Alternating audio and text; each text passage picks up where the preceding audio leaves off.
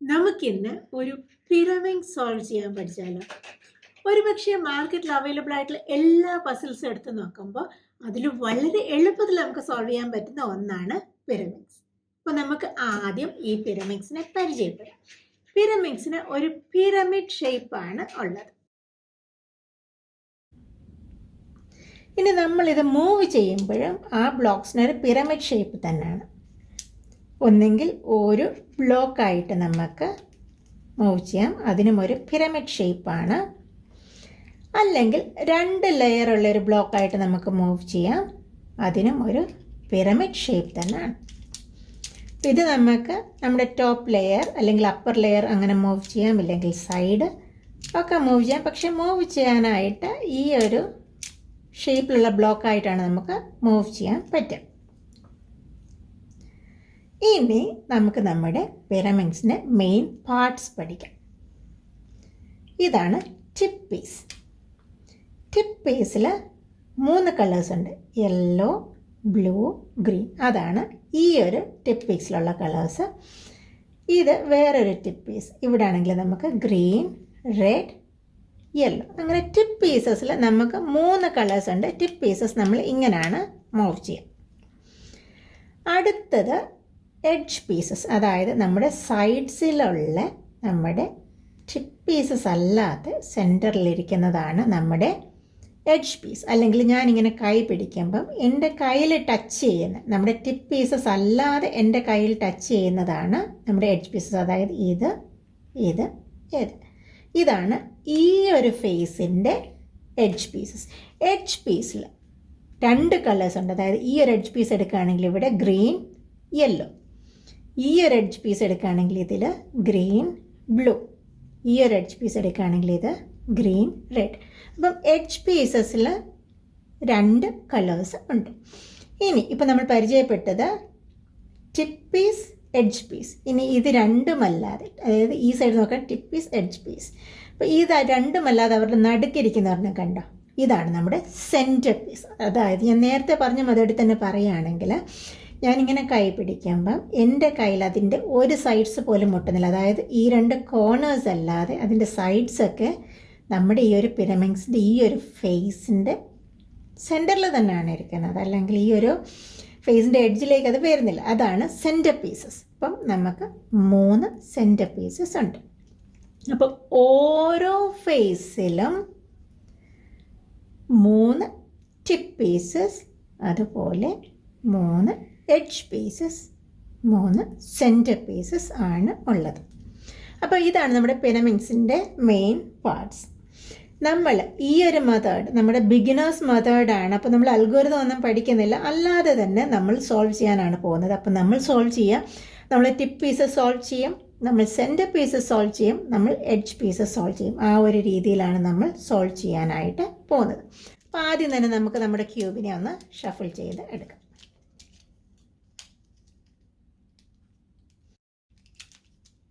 Okay, നമ്മുടെ cube അത്യാവശ്യം ഒന്ന് ഷഫിൾഡ് ആയിട്ടുണ്ട്. ഇനി ആദ്യം നമുക്ക് നമ്മുടെ ടിപ്പ് പീസസിനെ സെൻറ്റർ പീസുമായിട്ട് മാച്ച് ചെയ്യാം. അപ്പോൾ ഈ ഒരു മെത്തേഡിൽ നമ്മളിങ്ങനെയാണ് ആദ്യം സ്റ്റാർട്ട് ചെയ്യുന്നത്. നമ്മുടെ ടിപ്പ് പീസിനെ സെൻറ്റർ പീസുമായിട്ട് മാച്ച് ചെയ്യുന്നു. എല്ലാ സൈഡ്സിലും ചെക്ക് ചെയ്യുക. നമ്മളെല്ലായിടത്തും തന്നെ ടിപ്പ് പീസസ് സെൻറ്റർ പീസുമായിട്ട് മാച്ച് ചെയ്തു. സെക്കൻഡ് സ്റ്റെപ്പ്, നമുക്കിനി സെൻറ്റർ പീസസ് സോൾവ് ചെയ്യാം. ഈ ഒരു കേസിൽ എനിക്ക് 2 യെല്ലോ സെൻറ്റർ പീസും 1 ബ്ലൂ സെൻറ്റർ പീസുമാണുള്ളത്. നിങ്ങൾക്ക് ഇഷ്ടമുള്ള കളറിൽ സ്റ്റാർട്ട് ചെയ്യാം.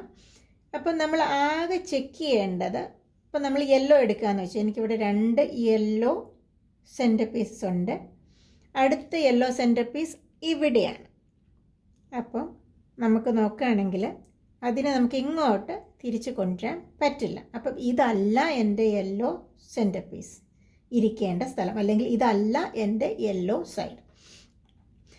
ഇനി നമുക്ക് ഈ യെല്ലോ ഇവിടെ 2 എണ്ണമുണ്ട്, ഇവിടെയും 1 എണ്ണമുണ്ട്. അപ്പോൾ അതിനെ എങ്ങോട്ടായിരിക്കും നമുക്ക് തിരിച്ചെത്തിക്കാൻ പറ്റുക?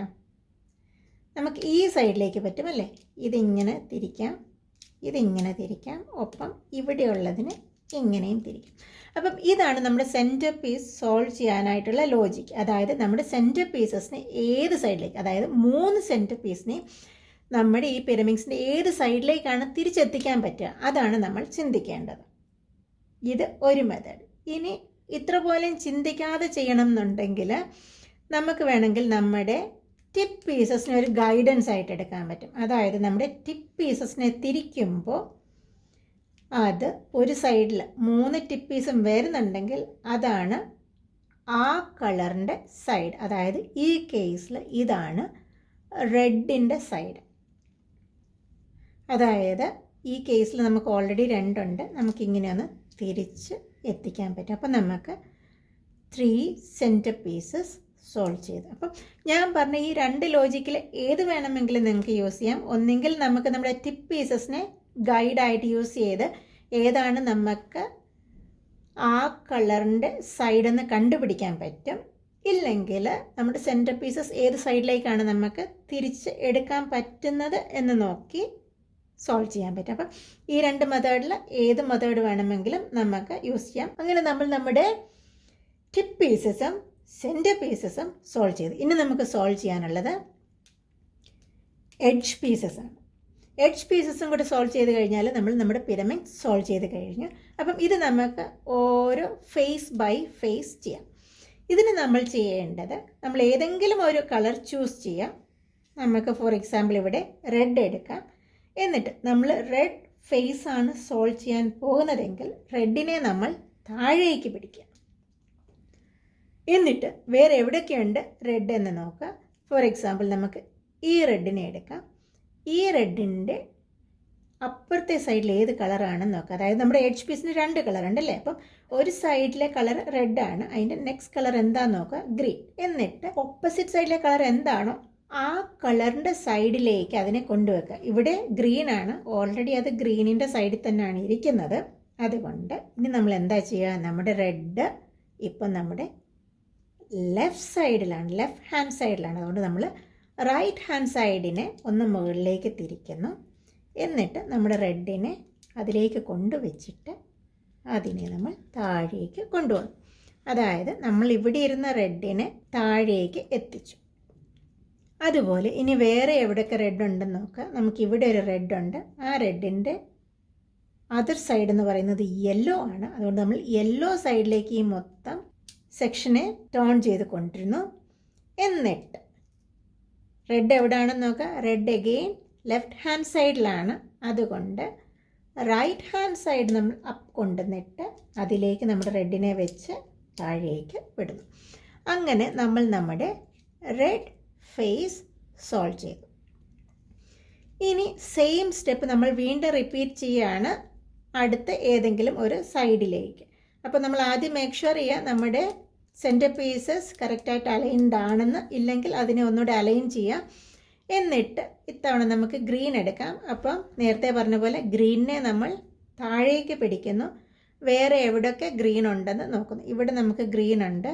ഗ്രീനിൻ്റെ നെക്സ്റ്റ് സൈഡ് എന്താണെന്ന് നോക്കുന്നു, ബ്ലൂ ഓൾറെഡി ബ്ലൂവിൻ്റെ ഫേസിലാണ്.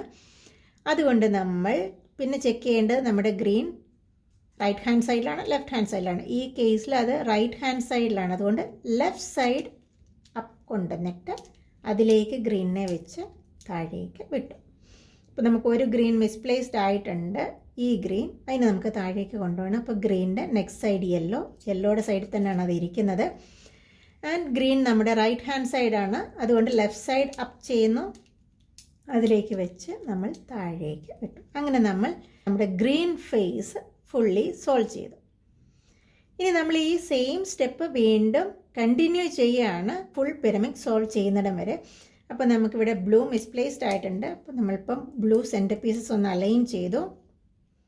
ബാക്കി എല്ലാ സെൻറ്റർ പീസസും അലൈൻഡ് ആണ്. അതുകൊണ്ട് അടുത്ത സൈഡ് എടുക്കുക. ഇത്തവണ നമുക്ക് ബ്ലൂ എടുക്കാം. അപ്പം ബ്ലൂവിനെ താഴേക്ക് കൊണ്ടുവന്നു. വേറെ ബ്ലൂ എവിടെ ഉണ്ടെന്ന് നോക്കുക. ഇവിടെ ഒരു ബ്ലൂ ഉണ്ട്. ബ്ലൂവിൻ്റെ ഇപ്പുറത്തെ സൈഡ് യെല്ലോ ആണ്. അതിനെ അതുകൊണ്ട് നമ്മൾ യെല്ലോ സൈഡിലേക്ക് കൊണ്ടിരുന്നു. എന്നിട്ട് ഇത് റൈറ്റ് ഹാൻഡ് സൈഡ് ആയതുകൊണ്ട് ലെഫ്റ്റ് ഹാൻഡ് സൈഡ് അപ്പ്, എന്നിട്ട് അതിലേക്ക് വെച്ച് താഴേക്ക് കൊണ്ടുപോയി. ഇനി അടുത്ത ബ്ലൂ ഇവിടെയുണ്ട്. അതിൻ്റെ ഓപ്പോസിറ്റ് റെഡാണ്. അത് റെഡ് സൈഡിൽ തന്നെയാണ്. ബ്ലൂ ഇപ്പം നമുക്ക് ലെഫ്റ്റ് ഹാൻഡ് സൈഡിലാണ്, അതുകൊണ്ട് റൈറ്റ് ഹാൻഡ് സൈഡിനെ മുകളിലേക്ക് കൊണ്ടുവരുന്നു, അതിലേക്ക് വെക്കുന്നു, താഴേക്ക് കൊണ്ടുവന്നു. അങ്ങനെ നമ്മൾ നമ്മുടെ ബ്ലൂ ഫേസ് സോൾവ് ചെയ്തു. ഇപ്പം നമ്മുടെ ക്യൂബ് ഫുള്ളി സോൾഡ് ആണ്. കാരണം നമ്മുടെ ബോട്ടം ലെയേഴ്സ് ഫിക്സായി, ടോപ്പും ഫിക്സായി. ജസ്റ്റ് അതിൻ്റെ കറക്റ്റ് കളറിലേക്ക് ഒന്ന് വെക്കേണ്ട കേസേ ഉള്ളൂ. അപ്പോൾ ഇത്ര എളുപ്പമാണ് നമുക്ക് പിരമിഡ്സ് സോൾവ് ചെയ്യാനായിട്ട്. ഇനി ഒരു കേസ് നമ്മളിത് സോൾവ് ചെയ്തപ്പം വന്നില്ല, അതുകൊണ്ട് അത് ഞാനൊന്ന് കാണിച്ചു തരാം. ഞാനിവിടെ നമ്മുടെ പിരമിഡ്സ് ഒന്നുകൂടെ ഷഫിൾ ചെയ്തെടുത്തിട്ടുണ്ട്. കാരണം നമ്മൾ സോൾവ് ചെയ്യുമ്പം നമുക്ക് ഇടയ്ക്കൊക്കെ വരാവുന്ന ഒരു സിനാരിയോ, എന്നാൽ നമ്മൾ പ്രീവിയസ്ലി സോൾവ് ചെയ്തപ്പോൾ നമുക്കത് വന്നില്ല, അതുകൊണ്ട് എക്സ്പ്ലെയിൻ ചെയ്യാൻ പറ്റിയില്ലായിരുന്നു. അതേസമയം ഇങ്ങനൊരു കേസ് വന്നാൽ എന്ത് ചെയ്യണം അത് കാണിക്കാൻ വേണ്ടിയിട്ട് ഞാൻ നമ്മുടെ ക്യൂബ് ഒന്നുകൂടെ പ്രിപ്പയർ ചെയ്തെടുത്തിട്ടുണ്ട്. അതായത് നമ്മളിപ്പം റെഡാണ് സോൾവ് ചെയ്യുന്നതെങ്കിൽ നമ്മൾ റെഡ് ഫേസ് താഴേക്ക് പിടിക്കും അല്ലേ, എന്നിട്ട് വേറെ റെഡ് പീസസ് എവിടെ ഉണ്ടെന്ന് നോക്കും. ചില കേസസിൽ അത് നമുക്ക് താഴെ തന്നെയായിരിക്കും. അങ്ങനെയാണെങ്കിൽ എന്ത് ചെയ്യണം അത് കാണിക്കാൻ വേണ്ടിയിട്ടാണ് ഇപ്പം ഞാൻ ഇത് വീണ്ടും പ്രിപ്പയർ ചെയ്ത് എടുത്തേക്കുന്നത്. ഈ കേസിൽ നമുക്ക് റെഡിനെ ഇവിടുന്ന് എങ്ങോട്ടേലും മാറ്റണം, എന്നിട്ട് വേണം നമ്മൾ പ്രീവിയസ്ലി എക്സ്പ്ലെയിൻ ചെയ്ത സ്റ്റെപ്പ് ചെയ്യാനായിട്ട്. അപ്പം നമ്മൾ എന്താ ചെയ്യാൻ പോകണം, നമുക്ക് ഇവരെ രണ്ടിനെയും ഒന്ന് ഇൻ്റർചേഞ്ച് ചെയ്യാം. അപ്പോൾ റെഡിനെ നമ്മൾ മുകളിലേക്ക് കൊണ്ടുപോയി നമുക്ക് ഈ പീസിനെ അവിടെ വെച്ചിട്ട് താഴേക്ക് വിടാം. അപ്പോൾ നമ്മൾ അവിടുന്ന് റെഡിനെ മാറ്റി. ഇനി നമ്മൾ നേരത്തെ പഠിച്ച സെയിം പ്രൊസീജിയർ ചെയ്യാം. റെഡിൻ്റെ ഇപ്പുറത്തെ സൈഡ് ബ്ലൂ, അതുകൊണ്ട് നമുക്കതിനെ ബ്ലൂവിൻ്റെ സൈഡിലേക്ക് കൊണ്ടുവരാം. എന്നിട്ട് റെഡ് നമ്മുടെ ലെഫ്റ്റ് ഹാൻഡ് സൈഡാണ്, അതുകൊണ്ട് നമ്മൾ റൈറ്റിനെ ടേൺ ചെയ്തിട്ട് അതിലേക്ക് റെഡിനെ വെച്ച് താഴേക്ക് കൊണ്ടുവന്നു. അപ്പം ഈ ഒരു സിനാരിയോ കാണിക്കാൻ വേണ്ടിയിട്ടാണ് ഞാൻ ക്യൂബിനെ വീണ്ടും ഷഫിൾ ചെയ്തെടുത്തത്. അതായത് നമ്മൾ സോൾവ് ചെയ്യേണ്ട പീസ് താഴെയാണെങ്കിൽ അതിനെ താഴെ നിന്ന് നമ്മൾ സൈഡിലേക്ക് എങ്ങോട്ടേലും ഒന്ന് മാറ്റിയെടുക്കണം. അതിനുശേഷം നമ്മൾ പഠിച്ച സ്റ്റെപ്സ് വീണ്ടും ചെയ്താൽ മതി. അങ്ങനെ നമ്മൾ നമ്മുടെ പിരമിഡ്സ് സോൾവ് ചെയ്തു. എങ്ങനെ? വളരെ എളുപ്പമല്ലേ ചെയ്യാനായിട്ട്. അപ്പം നിങ്ങൾക്ക് എന്തെങ്കിലും ഡൗട്ട് ഉണ്ടെങ്കിൽ തീർച്ചയായിട്ടും കമൻറ്റ് ബോക്സിൽ എഴുതി ചോദിക്കണം. എനിക്ക് പറ്റുന്ന രീതിയിൽ പറഞ്ഞു തരാൻ ശ്രമിക്കണം. അപ്പം പസിൽസ് സോൾവ് ചെയ്യാനായിട്ട് ഒരു ബിഗിനർ ആണെങ്കിൽ എൻ്റെ അഭിപ്രായത്തിൽ പിരമിഡ്സിൽ സ്റ്റാർട്ട് ചെയ്യുന്നതാണ് ഏറ്റവും എളുപ്പം. അപ്പം നമുക്ക് ഇതിൻ്റെ ഒരു ലോജിക് പിടികിട്ടും, എങ്ങനെയൊക്കെയാണ് നമുക്ക് ചെയ്യേണ്ടതെന്ന്. അതിനുശേഷം നമ്മൾ പതിയെ വേറെ പസിൽസിലേക്ക് പ്രോഗ്രസ് ചെയ്യാനായിട്ട് വളരെ എളുപ്പമാണ്. അപ്പോൾ വീണ്ടും കാണാം അടുത്ത വീഡിയോയിൽ.